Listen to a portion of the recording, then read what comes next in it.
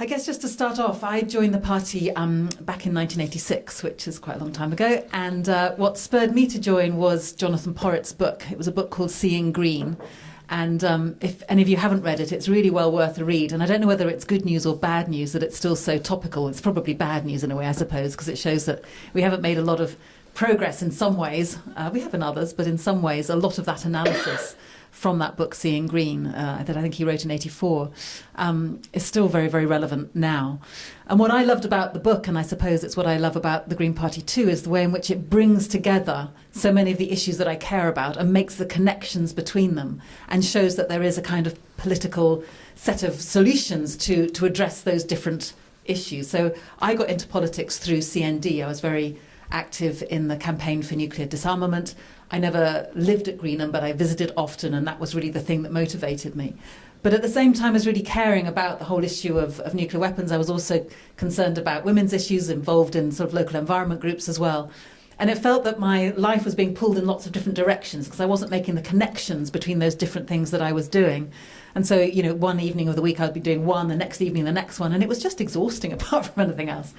And so when I saw Jonathan's book that made the connections between those things in the sense that, in many ways, it is the same kind of ideology that thinks that somehow nuclear weapons annihilating half the world is a sensible response to conflict. In a sense, it's the same kind of mindset that thinks that you can just go on growing indefinitely on a planet of finite resources. It's the same sort of mindset that means that half the world has been far more discriminated against than the other half. And he makes those connections and he demonstrates how there are political solutions. And for me, it was a real light bulb moment. And it suddenly made me think, actually, I don't need to be at different meetings every single night of the week. I could just go to the Green Party and kind of solve all of them in an interconnected way. And it was such a light bulb moment. I remember it really vividly. I was in a bedsit in Clapham at the time, and I finished the book. And I turned the book over, and I noticed that it said the Ecology Party in the Clapham High Road. That's where it was based. So I thought this is just meant to be. So, you know, there I was in the Clapham High Road in my bedsit. So I put the book aside and marched down the road in confident expectation of finding a large building with a brass plaque saying Ecology Party. And of course there wasn't. Eventually I found a tiny broom cupboard behind a Chinese restaurant, and that was it had just become the Green Party, to be fair. It was called the Green Party then just. But I got involved straight away and you know, felt that I'd immediately found friends and a kind of political home and a political direction. And I got involved, particularly on the press side, as a volunteer, and then there was a job available in the Green Party as the party's press officer. This was in 1987, and of course the Green Party didn't have enough money to pay someone who was actually a professional press officer, so I managed to persuade them that my PhD in 16th century literary romance was entirely relevant to the job of selling the Green Party. And I guess because no one else had gone for the job on that salary, they gave me the job. So I was the press officer in the National Party office, first of all in Clapham High Road and then in Balham, between 87 and 89. And if I look back at that time in terms of lessons to draw out of the sense of being in the Green Party at that time, I mean, I always like to tell the story that when I joined, it was just after the general election where we got 1.3% in that general election. And when I left, it was just after the European elections where we got 15%. So I sort of point to that, you know, case proven, I've just managed to improve the party's percentage by that amount. And obviously that isn't what happened. But what did happen was that we were getting better at seizing opportunities. So as a small party, we don't often make the weather nationally, but we can certainly respond to it and grasp opportunities and seize them and make them our own. And I think what happened in the run-up to that European election of 1989, when we got that phenomenal 15% of the vote, sadly we didn't have proportional representation in those days for the European election, so we got no seats, but that 15% of the vote. And one of the reasons we got that was that there was an environmental disaster running up to that. I don't know if many of you will remember it, but it was at a time when seals and other sea life was being washed up on the coasts of Britain, covered in oil, the big oil slicks, pollution, and we just ran with that issue and used that as a kind of example of the industrialization gone mad, the kind of neoliberal economics that cares nothing for the environment. And we were able really to make that issue our own. It's also the fact that the Liberals were in their difficulties with the SDP at the time, and that obviously also helped us. But it was that sense of grabbing those opportunities and really running with them and getting to that result of 15%. I have to say it was something that none of us expected at the time. I remember very vividly sitting with some friends who'd been volunteering in the press office, and we were watching the exit polls. And when we saw where they were going, we thought, my God, we better get back down to the office fairly quickly, because the media's going to be onto us about this. This is a massive thing that was happening.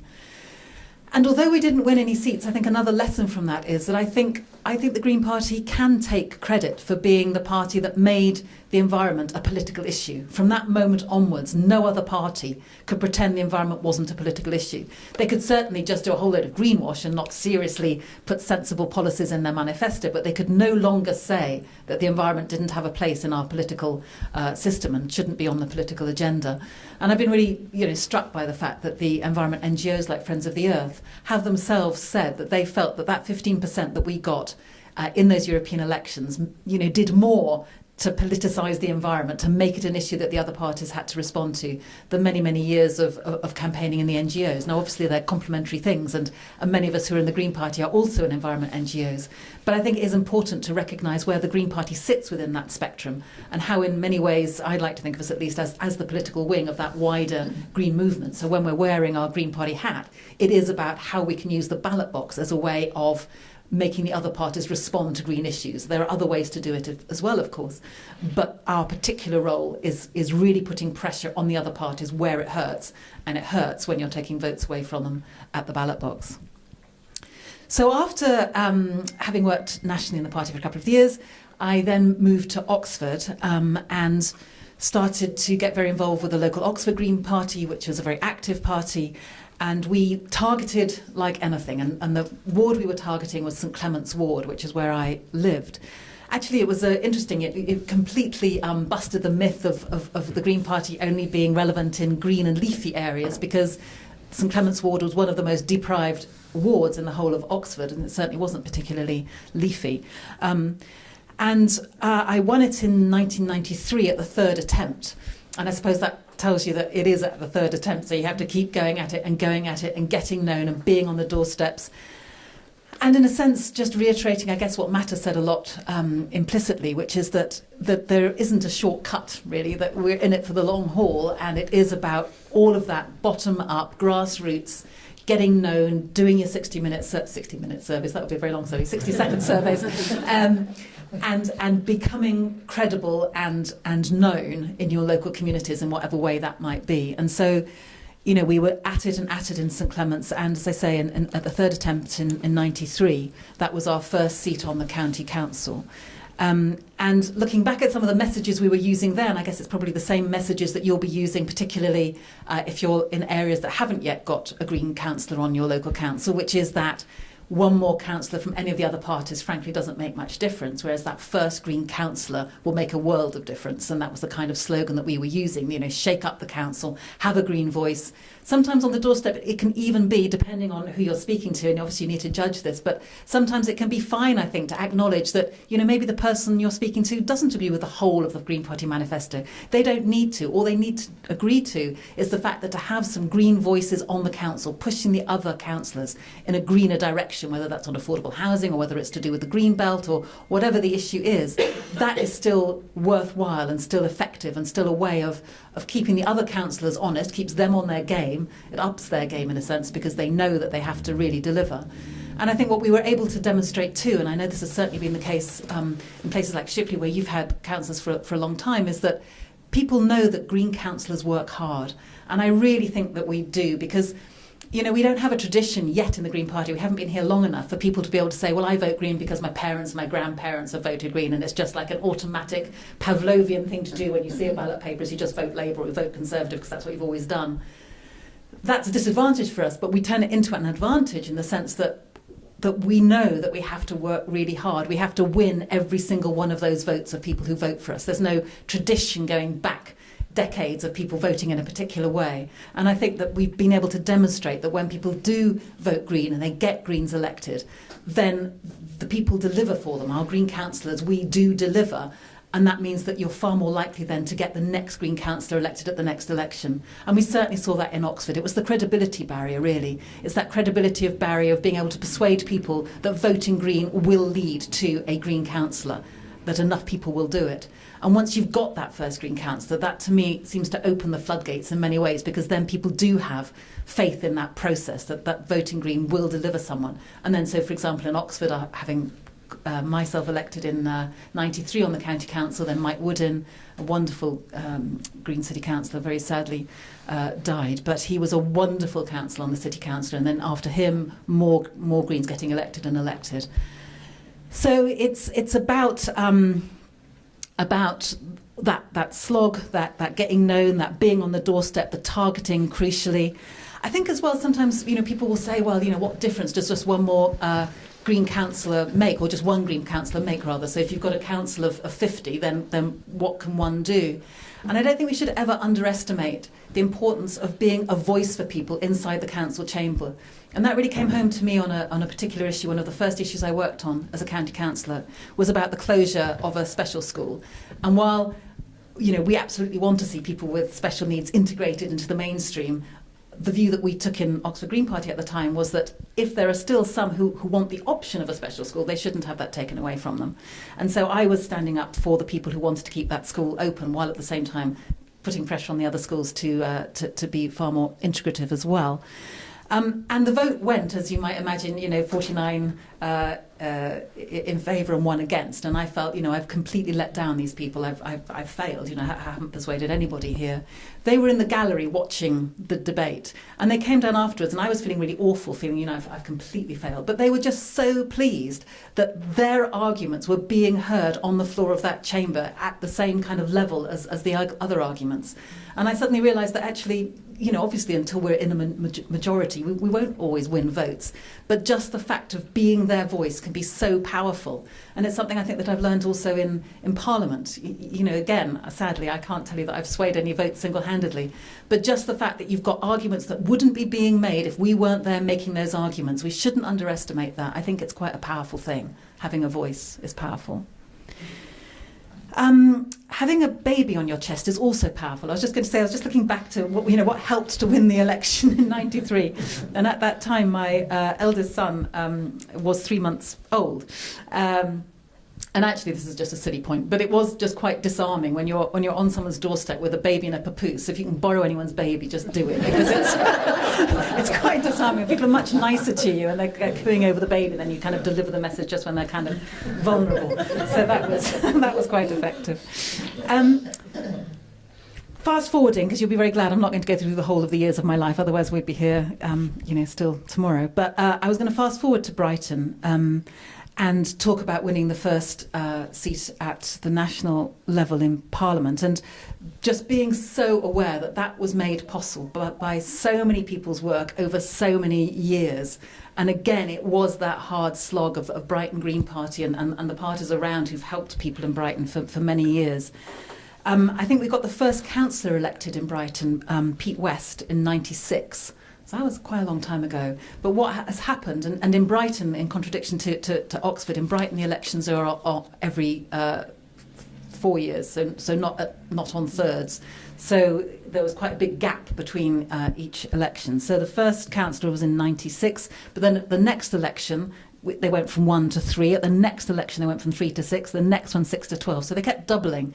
So I think by the time I was standing in 2010 to be the MP in Brighton, they'd already got around 12 councillors, most of which, not all of which, but most of which were in the Brighton Pavilion constituency.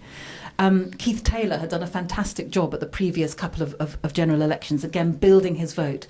So by the time we got to 2010, he had built the vote to 22%. We were still third, but it was a really strong basis on which to then leap to try to win it.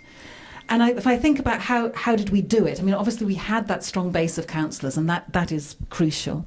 We had a presence all year round with stalls, with letters, with petitions, with all of the different things you've been talking about, and that was really, really important.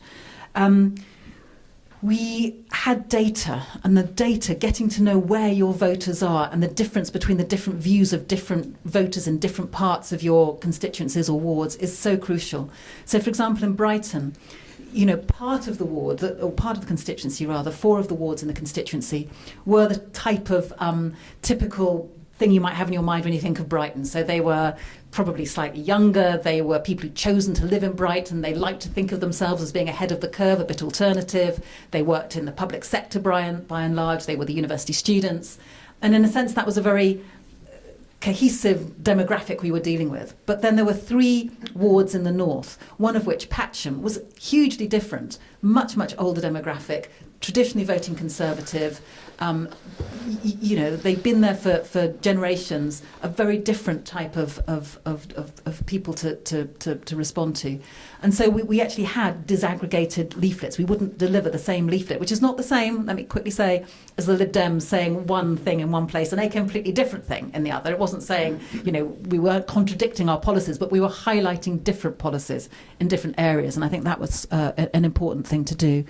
In the you know, from about 2008 to 2010, we were collecting data. We were canvassing essentially, but we were talking about it as conversations on the doorstep. So we were not asking people how they were going to vote, but asking them again what the issues were that they cared about. And so in a sense, it was doing the same kind of thing as you're doing with your 60-second surveys, but taking a little bit longer and crucially trying to get emails and phone numbers off them.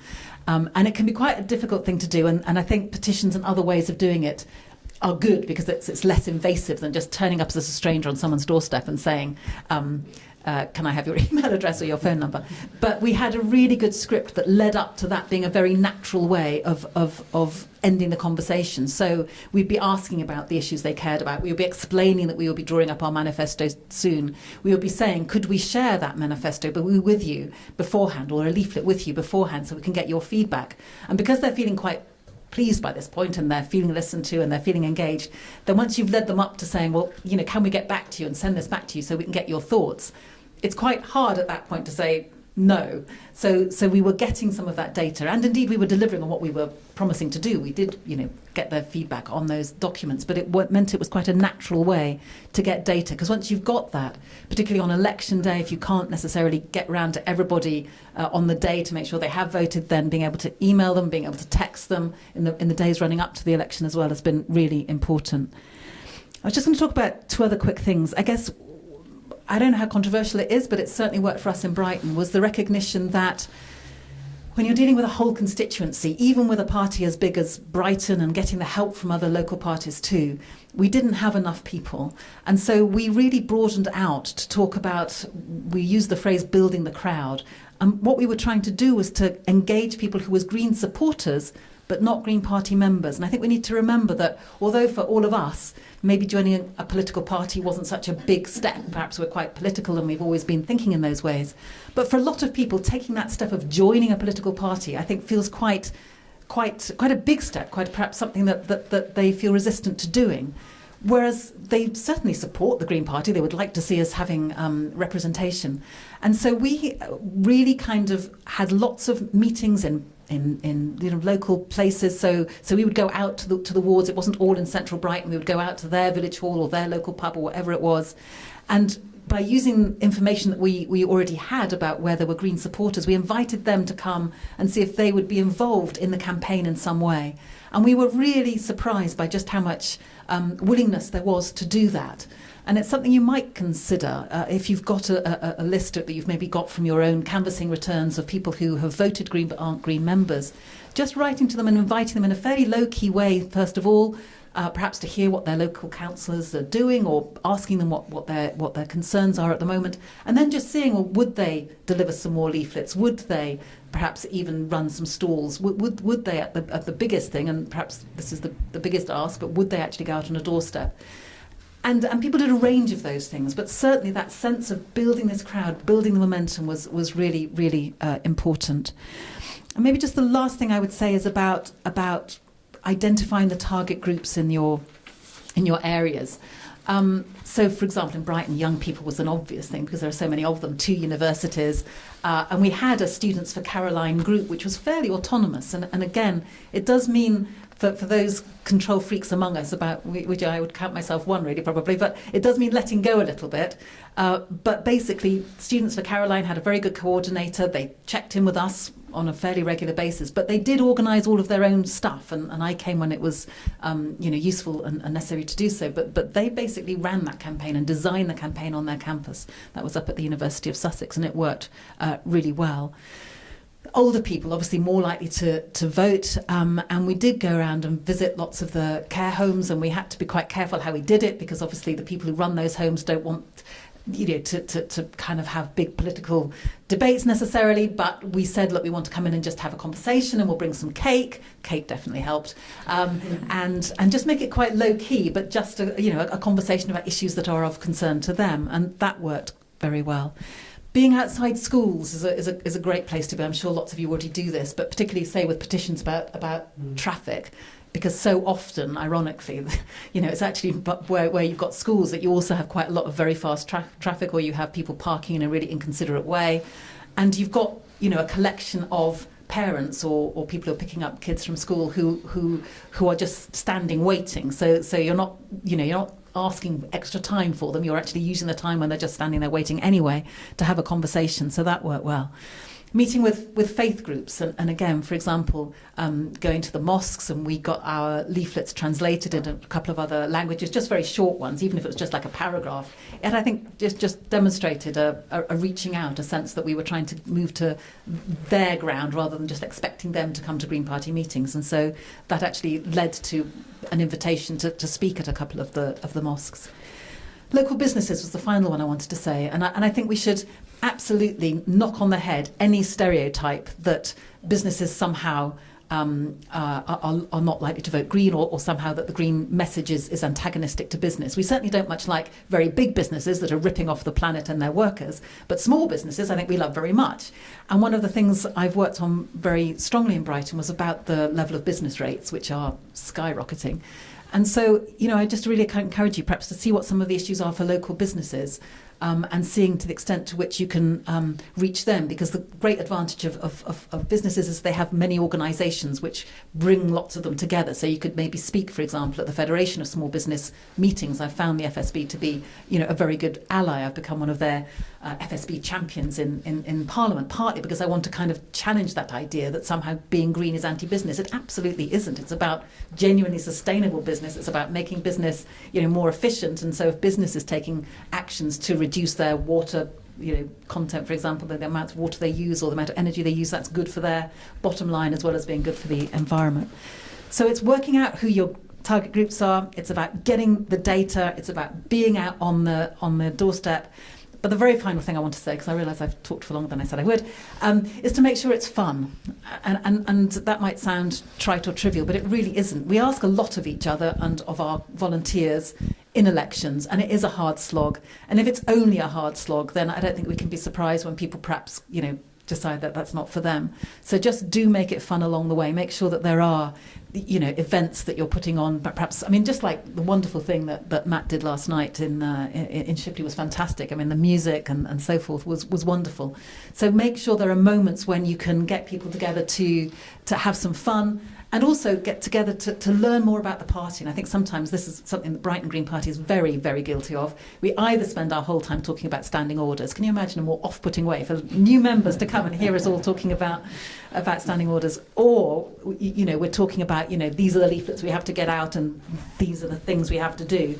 And sometimes people are joining political parties for a whole range of different reasons, and they want their knowledge to be enhanced. They want their souls to be nourished. They don't want to just be used as fodder, essentially. And I think we're quite guilty sometimes of treating our volunteers as if they are just leaflet delivering machines, rather than people who are wanting to be stimulated and engaged and excited. And I think the more we do that, the likelier it is that they will then go and talk to their friends and their family and people at their work, and we'll actually expand this vital network that we're building.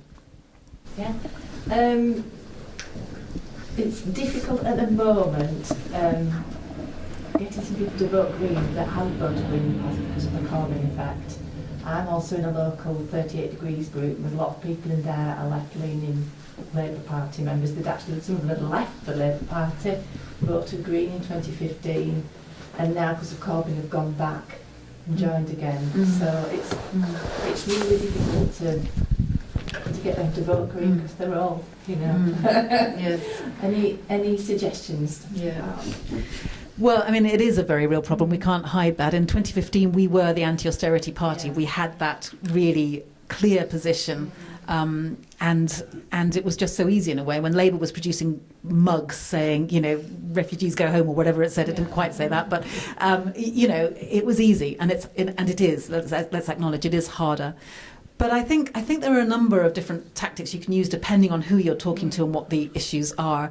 I mean, it's slightly harder by what's just happened in terms of the fact that they've just changed their view very slightly on Brexit. But if you happen to be in a Remain area, and I appreciate that lots of this area isn't, but if you are, then Labour's position on Brexit has been absolutely terrible. And if you're talking to young people in particular, you know, I mean, I am just passionate about freedom of movement. I think that's a wonderful thing. And the idea that Labour is going to stop young people having the opportunity to study and to travel and to live and to love and to work in 27 other member states is appalling. And they should not be doing that. And so I think there are ways, you know, if we can find the issue, or maybe it might be to do with, you know, nuclear weapons, or maybe it might be to do with the arms trade. There are plenty of places where, or indeed, obviously, sorry, the very big obvious one is on environment and climate, where they are frankly nowhere. They are still supporting aviation expansion, road building, nuclear power.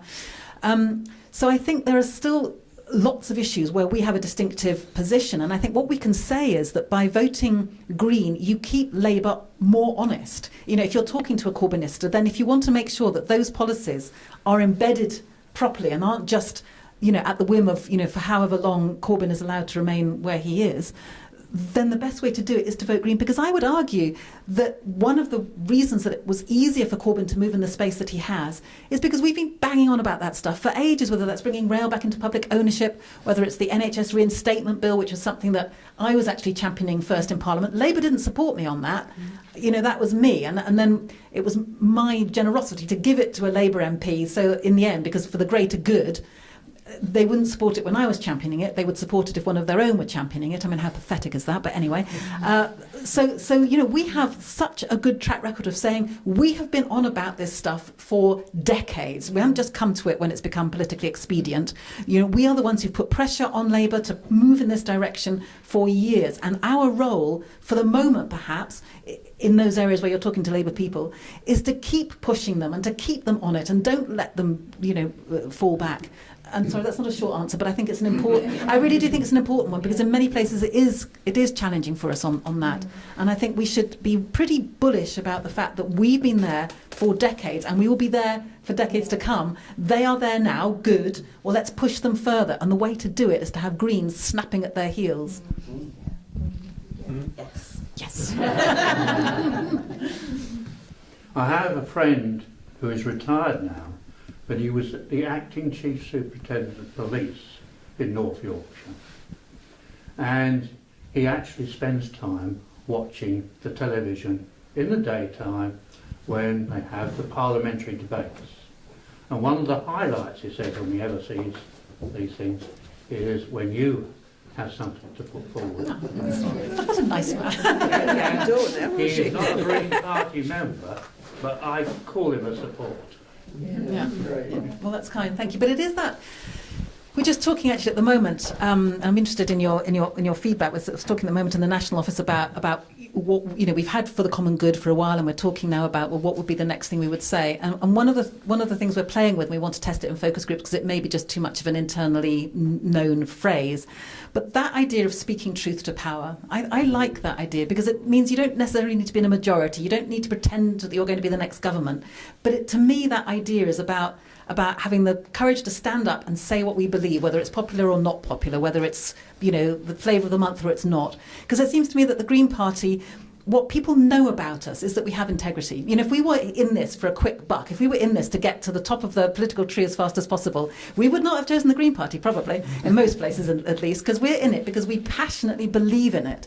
And I think at this time when so much of politics is so cynical, the fact that people know that they can trust the Greens to deliver on what we promise because we believe it, and we're not going to make, you know, trade-offs or compromises just to get a quicker route to somewhere, then I think that's something that's actually quite precious. Channel Petra Kelly, since was the title of that first book. Was it? I think so. Oh, good. Excellent. Well, I'd like to channel Petra Kelly.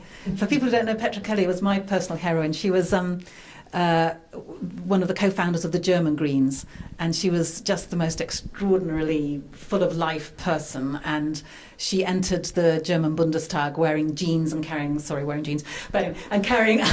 armfuls of sunflowers, and it was just such a wonderful image in terms of, you know, shaking up the bureaucracy that had been there until then.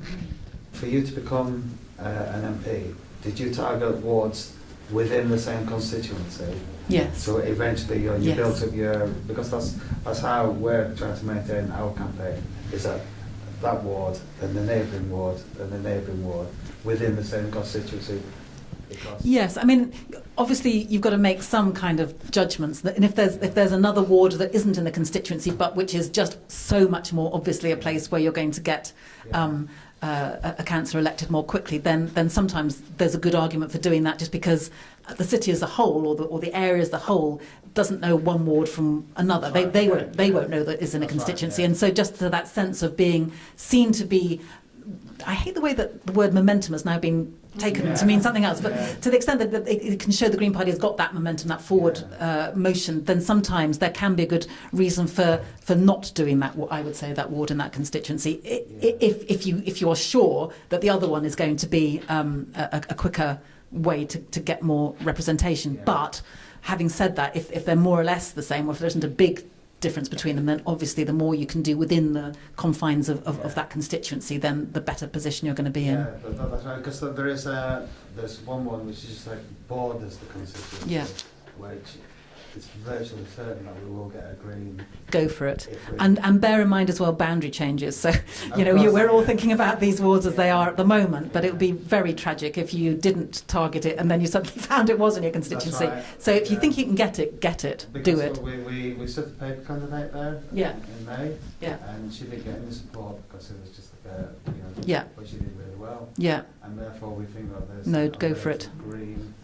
I think to me the forward motion and the credibility you gain by getting more councillors, Yeah. that's going to help you in the constituency Okay, you're targeting yeah, too. Yeah, I Yeah. can see that. Yeah.